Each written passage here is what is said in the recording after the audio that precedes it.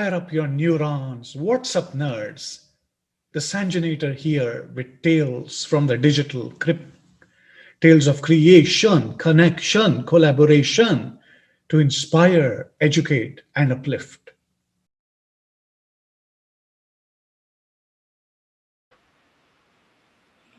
Can you think of an engineering problem that cannot be solved with the Raspberry Pi and Python? I cannot either. Not only have these platforms excited the imagination of STEM enthusiasts here on Earth, they have made it all the way to the International Space Station. When building practical applications with these technologies, we must be mindful of building resilience into the setup because hardware can fail. And when that happens, we do not want to waste hours or days recovering our work or worse, losing it. Here is my three-step process to build a resilient system so that when disaster strikes, we can be up and running in minutes, leave alone hours or weeks. Now, how much is that worth to you? Let's dive in. Recently, I started work on an automated hydroponic grow-out in my basement, inspired by IKEA, the Swedish furniture maker known for combining practical concepts with a minimalist design. IKEA's system, available in the EU only at this point, consists of growing leafy vegetables, lettuce, kale, in net cups, 2-inch wide, without soil, under LED lighting. I adapted this system with automation to adjust for growing conditions, sunlight, water, and temperature. Varying ambient lighting triggers LED lights of adjustable brightness. When the water runs out, that triggers a water pump to replenish supplies. And temperature cycles trigger a variable speed fan to ensure that the plants are always growing in cool, comfortable conditions. In terms of the sheer number of technologies involved, this turned out to be one of my more challenging undertakings. I used a Mosquito MQTT broker as the intermediary for exchange of messages between hardware components, sensors, and actuators. I used Node-RED as the ETL to extract data, transform it, condition it, and then load it into a database, which was InfluxDB. InfluxDB is a telemetry database suitable for persisting time series data. It has several advantages over a traditional RDBMS like MySQL. And finally, Grafana for dashboards. This was the IoT stack that I installed on a Raspberry Pi 4 running Raspbian, a version of Linux, Raspbian Buster. So this IoT stack was all installed on a Raspberry Pi 4. I wired my sensors and actuators to the Node MCU ESP826612E chips. These required programming in C++, for which I used Platform IO for embedded systems in VS Code. I used Docker to containerize all of the services in the IoT stack: Mosquito, Node-RED, InfluxDB, and Grafana. Finally, I developed a companion app for Android to monitor the system and override automated defaults. I built the app using App Inventor from MIT and Google. So, why this concern for resilience? The Raspberry Pi is a single board computer. The entire computer is one credit card sized piece of hardware. It runs off an SD card that has the operating system, all the installed software, and the data assets generated by use of the software in one place. SD cards are not optimized for this use case and are prone to failure. Such a failure can occur unexpectedly and result in loss of work unless one takes precautions such as regular backups. How to recover quickly when disaster strikes? Here is my 1 2 3 recipe. Dockerize everything, mount Dropbox, and use SD copy. And most of all, move away from using an SD card completely and instead use an SSD. We will deep dive into each one of these.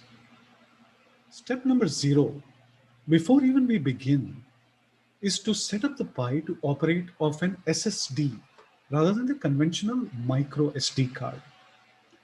This used to require following meticulously a lengthy set of instructions, Linux commands, by John Chambers in his quote unquote legendary technical blog. More recently, though, the Raspberry Pi Foundation has released updates to their firmware, which makes this process so much easier.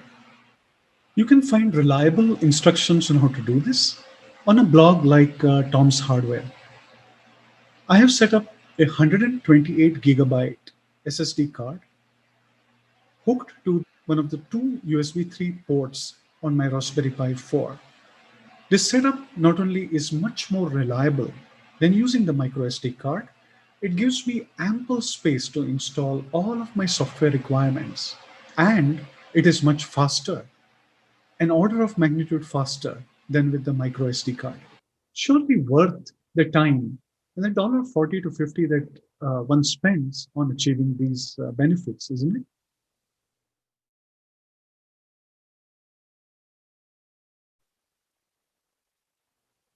So, number one, Dockerize everything. But why Dockerize? In the software world, we often find that our application may not work as before when software is reinstalled. Why? Because of dependencies. In the open source world, developers distribute their code for other developers to use in building their software, who then distribute their software for reuse by others. This principle of reuse of code among developers means that ideas can quickly be translated into action, as one seldom needs to write code from scratch. However, this acceleration carries a hidden risk, which is dependencies. Code is not static, it is continuously evolving, and the authors of a software library may not be aware of all the other libraries that reuse their code.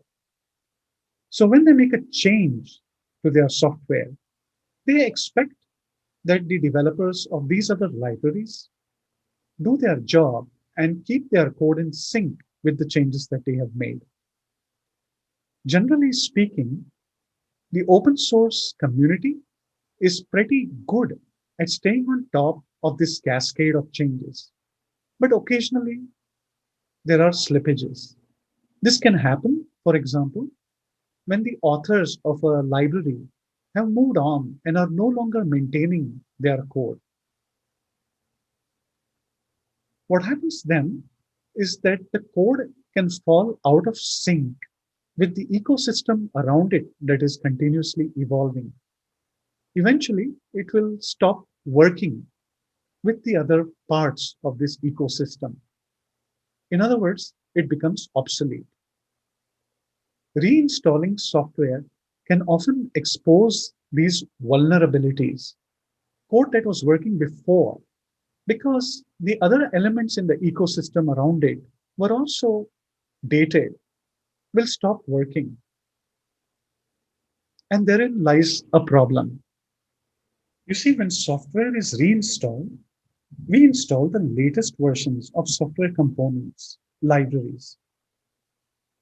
When one encounters a problem because one component has not kept up and is out of sync, one may need to navigate this intricate web of dependencies and roll back components to earlier versions to get the app working again. This can consume a lot of time, hours, days, and it is unproductive work. There's got to be a better way. What if we could save a snapshot of the configuration with a version of each piece of software that is used in the app and then place it in a container for distribution? This is the problem that Docker solves. So, Docker is a technology that allows us to build, ship, and run software in this containerized fashion. I find it easier to wrap my head around Docker from the vantage point of a consumer. Think about how we install software on a personal computer. Developers compile code to build an executable. The consumer then downloads the executable and runs the installer. The desktop app is ready to launch and use. Modern software runs on a web server and is accessed via a web browser like Mozilla or Safari. The developer in Docker builds an image with a manifest of all the components in the software and their versions. The consumer then pulls the image from a repository like GitHub or Docker registry. Docker then runs the image to whip up a container running the software. Since the software is a web application designed for access via browser, the consumer then can access the application in a browser with the IP address of the host machine and the port exposed by the Docker container. In this way, one can run one containerized application on one machine or even multiple copies on a single machine or many copies on many machines. So Docker makes a software application inherently scalable. Let's see a live example. Here is the Docker file for an app that I created using the Fast API framework in Python. I have chosen a base image that already has Python 3.8 installed on Linux. This is the series of instructions that Docker will follow to whip up a Docker container, starting with this Linux base layer. I instruct Docker to run a series of commands to bring the operating system up to date and install software components that my app needs, like SQLite 3, a database. I set the working directory for the instructions to follow and then copy over the requirements manifest. The requirements manifest has all the Python libraries I need in my app. Notice that some of the libraries have the version number. This will ensure that those specific versions only will be installed in the Docker container. The installation instruction is the next line. It uses the pip command, which is a popular way to install libraries for Python. After that, I instruct Docker to copy over all my code to the app folder and launch the app in the container with Uvicon server. This way, the app will be accessible using the IP address of the host machine and port 8000. Let's give it a try. Now that we have the Docker file, the first step is to build the image with the Docker build command. I have already done that and named the image PyBimber2. In the Docker dashboard, active images are listed under the Images tab. The entry for PyBimber2 has an ID, a creation timestamp, and size. It is taking up 1.05 gigabytes of disk space on the host machine. Now that we have built the image, we can spin up a container and launch our app. using the docker run command. The command exercises options like dash dash rm tells Docker to remove the container when the process exits. Dash v maps the data volume inside the container to a local folder. We will circle back to this when we discuss mounting Dropbox. Dash b maps a port on which the server is listening for HTTP requests inside the container to a port on the host machine so that the app is accessible from a browser. Let's run the command, and our application is running inside the container. The Docker dashboard lists containers under the tab Containers/apps. Since we did not specify a name for our container, Docker has generated a random string to name it. We can access our app using the web browser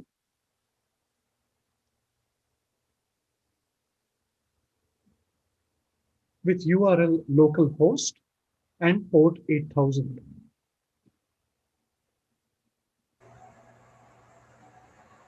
Let's verify that the app works as expected by logging in as an authorized user.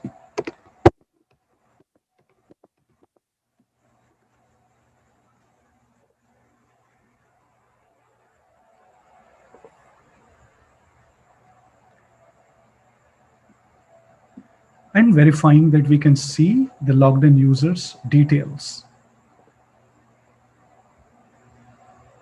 It all checks out. Modern web applications are composed of microservices. Each microservice has its own set of resources and runs independently. The application logic orchestrates these microservices to deliver the desired user experience. Docker aligns very well with this microservices architectural pattern. Each service can run in its own Docker container, and one can make as many or as few copies as needed of an individual service to keep up with the workload. We can use the Docker commands we have seen so far to spin up containers one by one, or we can use Docker Compose to do it all at once. Let's find out how. Whereas Docker will spin up containers one by one, Docker Compose will spin up containers all at once.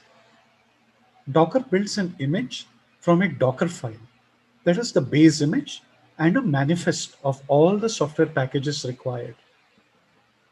Docker Compose has a YAML file, that is a manifest of all containers. Each container will be spun up from the specified image or a Docker file that an image will be built from. Docker Compose has additional instructions for sharing volumes with the host to persist data, environment variables, mapping ports, etc. One can start or stop a Docker container at any time with the Docker start or stop commands. With Docker Compose, one can start and stop multiple containers at one time. Stopping a container will not destroy it. It will put it in a state of suspended animation until it is restarted. Here is my IoT stack, with each component running as a service on the Raspberry Pi 4. I'm using Portainer to monitor service health and for administration of containers. I have the Mosquito Broker for exchange of data between sensors and actuators in the pub-sub model. I have Node-RED workflows to condition data and ingest it into the InfluxDB telemetry database. I have InfluxDB service set up to persist data to the local host, that is the Raspberry Pi. And I have Grafana dashboards for showing time series data for the sensors I currently have set up for brightness, temperature, and water level. My automated hydroponic grow out needs water. Portainer itself is running as a service in a Docker container, exchanging messages with other containers over the internal network with IP addresses and ports created by Docker Compose. I can stop a container from Portainer or from the command line using Docker Compose start or stop. Docker Compose stop will stop all the services without destroying the containers. Now using Docker Compose start, I can restart the services and have them up and running in seconds.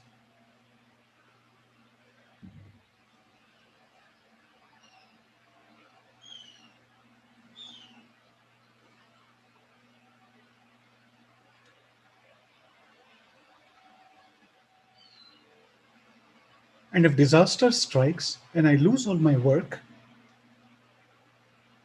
all I need to do is create an empty IoT stack folder, git pull to download my repo with the YAML file, and then Docker Compose up from the YAML file to rebuild the IoT stack and be up and running and on my feet again. That's it. It's that simple.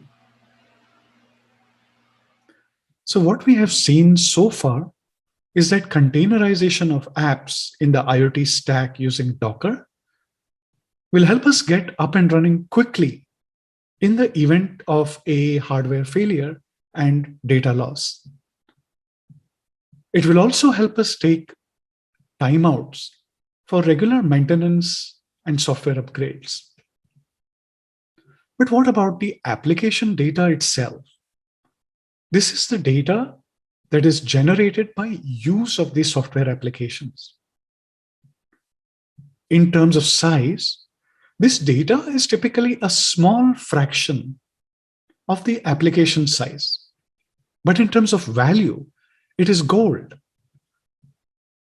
How do we recover this application data when failure occurs? This takes us to step 2 of our 3-step recipe, which is mount Dropbox. Let's jump in.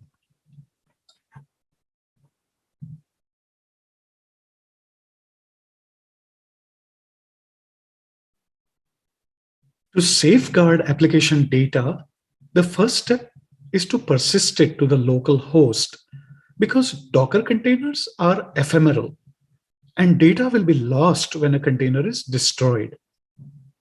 Earlier, we saw how to map a storage location inside the Docker container to a volume or folder on the host machine.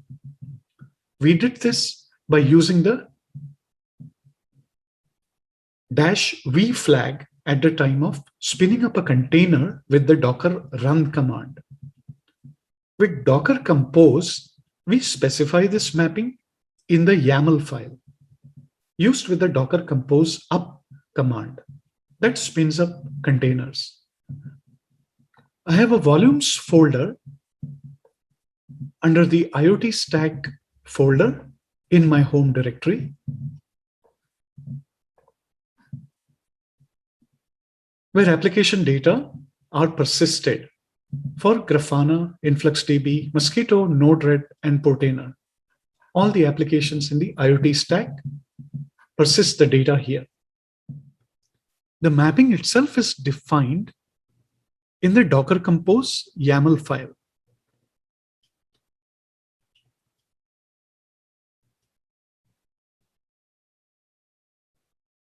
For example, Node-RED has a folder called data, where it stores the application data.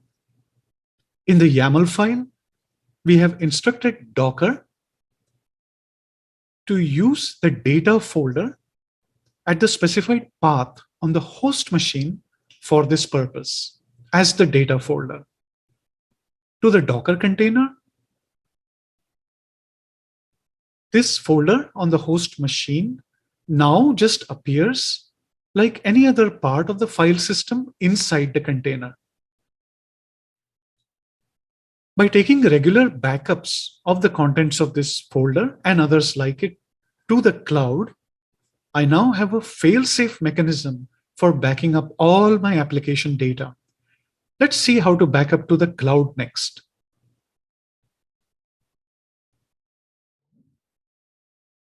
I use Dropbox for taking regular backups to the cloud. You have many other options, including Google Drive. I have been moving away from the Google ecosystem because I find their products are no longer a joy to use, but you can choose whatever works for you. On Dropbox, I have a folder Volumes, which is a backup copy of the folder Volumes on my Raspberry Pi.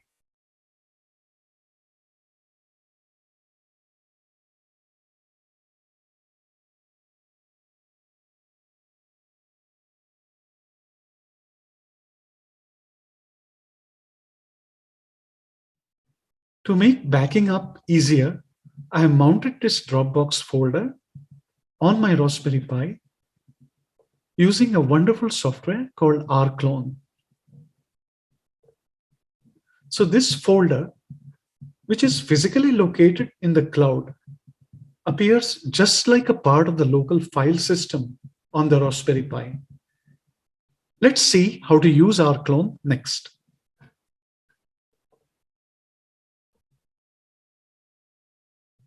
rclone is a software for managing cloud storage locally on a Linux computer, like a Raspberry Pi.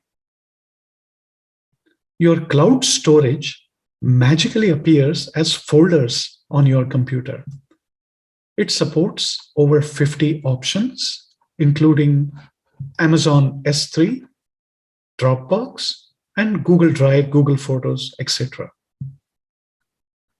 After installation, use the interactive shell to specify your cloud storage option from those listed. You will be asked to log in to your cloud storage account, so keep those credentials handy. rclone will create a configuration file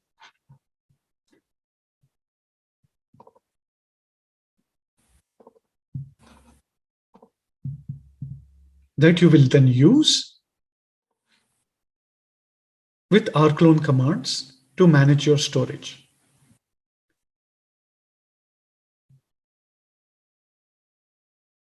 I have used the mount command and another wonderful Linux utility called rsync to do the backing up.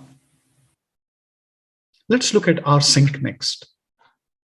rsync is a powerful utility for synchronization of files and folders in the Linux world.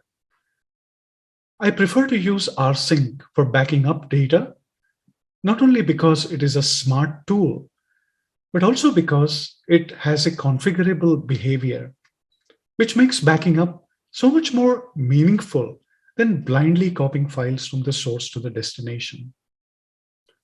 For example, rsync can detect differences between the original and a backup copy of a file, thus only copying over files that have changed, saving time and effort. I can configure rsync to copy not just the contents of a file, but also the metadata. So relationships such as ownership and permissions are preserved and remain intact. I can instruct rsync to delete files at the destination that no longer exist at the source, saving space during backups. I can even do a dry run to review the changes that rsync will make before actually making them. So my strategy of backing up application data to cloud storage has two tactical moves. Use rclone to mount Dropbox and use rsync to back up to the mounted volume. Now, both these steps are still manual. For backups to be fail safe, we must automate them. The best part of the Linux operating system is that it lends itself to automation so well. To automate mount point creation, I have used a systemd service. This involves creation of a service file that has the rclone mount command with parameters that specify the location of the configuration file, the rclone configuration file, the configuration name used, and the path to the mount point on the local file system. Once the file is placed in the systemd folder, which on my Raspberry Pi running Raspbian Buster is /etc/systemd/system, the mount point will be created every time the Pi boots up. No need for manual commands. To automate backing up data to the mounted volume, I have used crontab. I put the rsync command in a shell script for logging purposes. That way, I know that the script has run by looking into the logs. Open crontab in an editor like Nano and add one line to execute the shell script.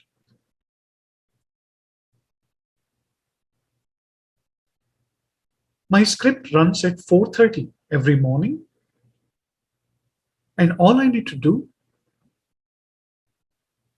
is look into the log file.